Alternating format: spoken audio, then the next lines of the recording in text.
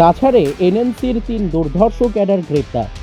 Cachar police ও 39 নম্বর Assam rifles যৌথভাবে অভিযান চালিয়ে এনএনসির 3 দুর্ধর্ষ ক্যাডারকে গ্রেপ্তার করেছে। গোয়েন্দা তথ্যের ভিত্তিতে শিলচর থেকে 60 কিলোমিটার দূরে গভীর রাতে পাহাড়ি এলাকা আসাম মণিপুর সীমান্ত বরাবর নামদাইলং জিরিঘাট থানার অধীন কৌলং গ্রামে কাছাড় পুলিশ ও 39 নম্বর আসাম রাইফেলসের জওয়ানরা অভিযান চালিয়ে 3 এনএনসি এর সক্রিয় ক্যাডারকে গ্রেপ্তার করতে সক্ষম হয়েছে। সোমবার শিলচরে এক সাংবাদিক সম্মেলনের মাধ্যমে কাছাড় জেলার পুলিশ সুপার নোমাল মাহাতো কথা জানান। তিনি বলেন, তাদের পুঙ্খানুপুঙ্খ জিজ্ঞাসাবাদের পর আদালতে হাজির করিয়ে 10 দিনের জন্য পুলিশ হেফাজতে দেওয়ার আবেদন জানানো হয়েছে। গ্রেপ্তারকৃত জঙ্গি সদস্যরা হলেন পাউনিং রংমাই, চামটিলা জিরিঘাট, দ্বিতীয়ঙ্গাগ রংমাই চামটিলা জিরিঘাট ও নামজাউরেই গ্যাংমেই নামডাইলং জিরিঘাট। তিনি জানান, গত 12ই ডিসেম্বর আসাম মণিপুর সীমান্তের নামডাইলং গ্রামে গুলিতে নিহত এনএনসি উচ্চ পদমর্যাদার ক্যাডার গাইডিন চুংপাও রংমাই হত্যাকাণ্ডের সঙ্গে এই জঙ্গিরা জড়িত বলে সন্দেহ করা হচ্ছে। পরে জিজ্ঞাসাবাদে তারা সক্রিয় ক্যাডার বলে স্বীকার করেছে এবং নাগা ন্যাশনালের জেলিয়ানগ্রং অঞ্চলে এরিয়া কমান্ডার হিসেবে কাজ করে আসছে বলে জানা গেছে। Bureau report নৱবাৰ্তা today. যোৱা 12 ডিচেম্বৰ তাৰিখে জিৰিঘাট থানাৰ অন্তৰ্গত নামদাইলং গাঁৱত এটা হত্যাৰ ঘটনা হৈছিলে আৰু যিজনক হত্যা কৰা হৈছিলে তেওঁ আছিলে এনএনচি কেডাৰ, মানে নাগা নেশ্যনেল কাউন্সিলৰ কেডাৰ। তেওঁৰ নাম আছিলে গাইডিং চাওপাও ৰংমাই আৰু তেখেতে এটা সেলফ ষ্টাইল, তেওঁ এটা মৈদান পিঅ বা তেওঁ এজন সিনিয়ৰ কেডাৰ আছিলে।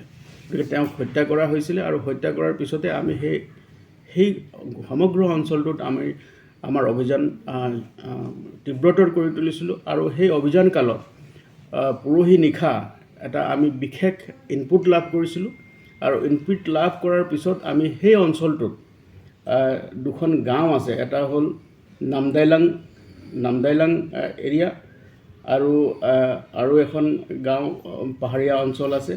সেই তাতে আমি এটা বিশেষ অভিযান আৰম্ভ কৰিছিলোঁ আৰু এই অভিযানত আমাৰ সৈতে আসাম ৰাইফলৰ বিষয়া আৰু তেওঁলোকৰ দল আছিলে। আৰু গোটেই অভিযান কালত আমি 3জনকৈ এক্টিভ এনএনচি কেডাৰ আমি তেওঁলোকক ধৰিবলৈ সক্ষম হ'লোঁ।